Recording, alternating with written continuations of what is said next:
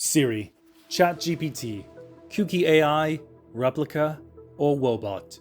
Chances are you've heard of these apps or even used some of them before. Conversational AI has invaded every corner of our lives. It is on our phones. It is helping students write papers. It is helping businesses run more efficiently. Because of this virality, one can easily understand the appeal of these technologies, considering their instantaneous nature in responding to a user with answers that may be deemed far more credible and useful than ones that might come from a friend or family member.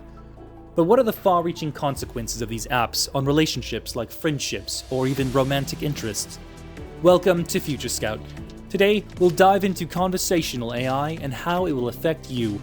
Don't forget to like and subscribe so we can continue to bring you the latest in technology trends.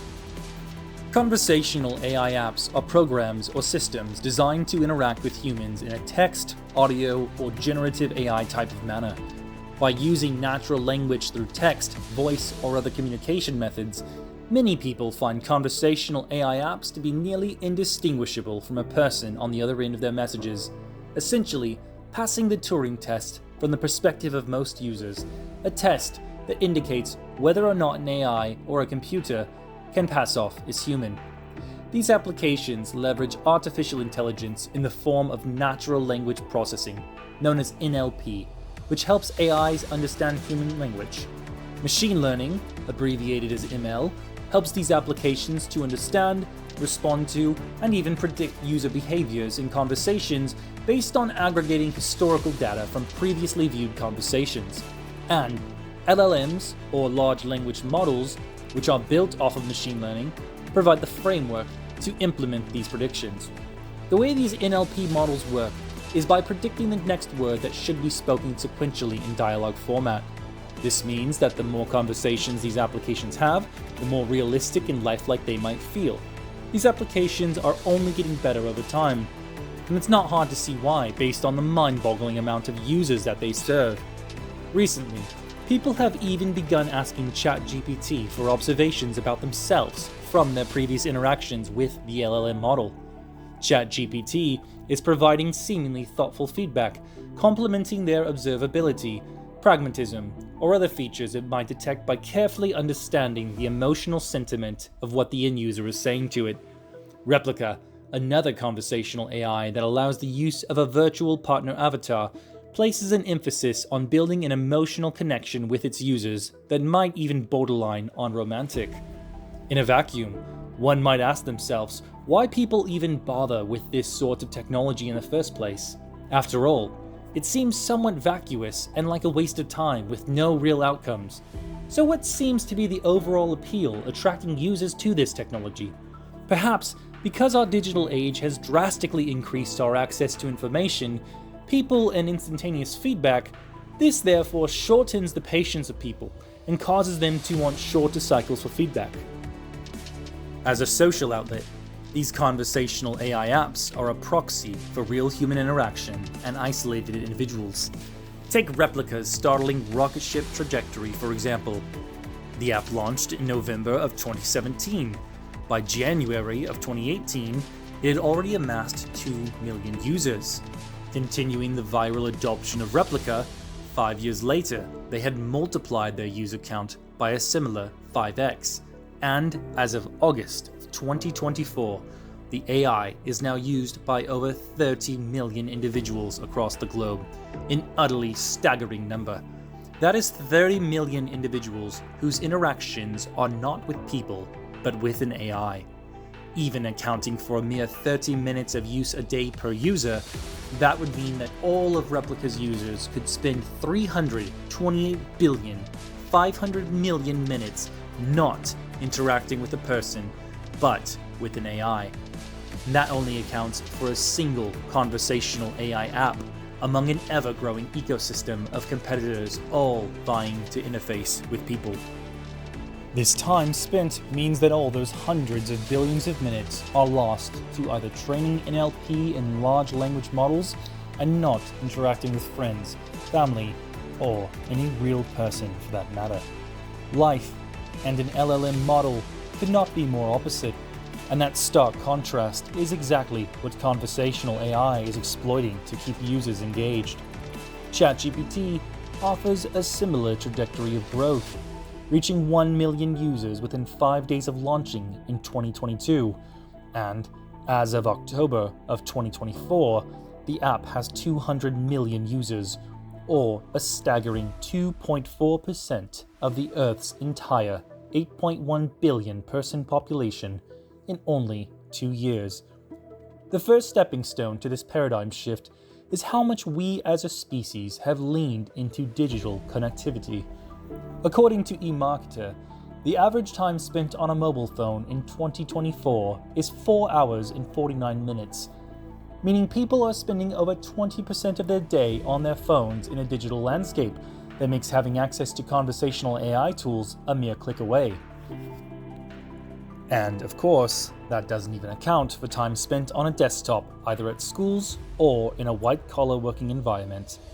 Coupled with the NLP and LLM models of conversational AI apps, this is a recipe ripe to continue to draw users in for the foreseeable future, as a significant percentage of the global population have not even begun to touch these tools as of yet. A conversational AI app is accessible via mobile device, and some can even run an analysis on its user's potential emotional state based off of their text inputs, allowing them to feign empathy for the sake of maintaining engagement and continuing to train their overall model using the feedback of the end user. Compared to in-person relationships, where individuals might have opposing views or might not be agreeable on sensitive topics such as religion, politics, or economics, conversational AI apps offer a frictionless alternative that allows an end user to say virtually whatever they want, with no real consequences.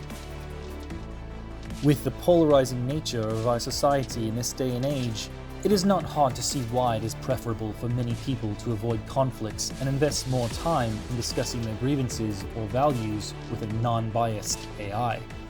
But how will these degrade relationships?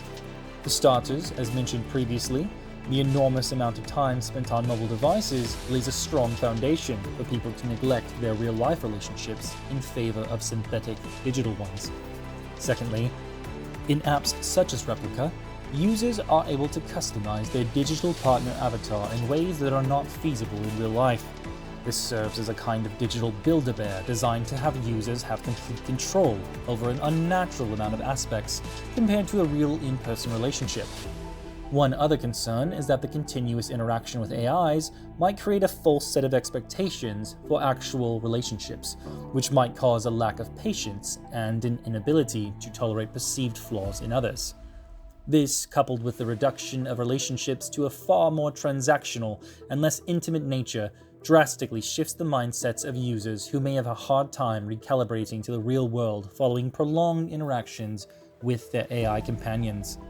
In short, it is almost debilitating from a social perspective, and while it is a net positive for the mental health of socially isolated individuals who may have organically had a hard time assimilating into a healthy social circle, the truth is that these applications are steering millions and millions of people away from their relationships, and it's happening at a startling rate. While these technologies are largely meant to be augmentative to relationships and designed to help people with their efficiency, the truth is that algorithms are used to help maintain user engagement in virtually every consumer application.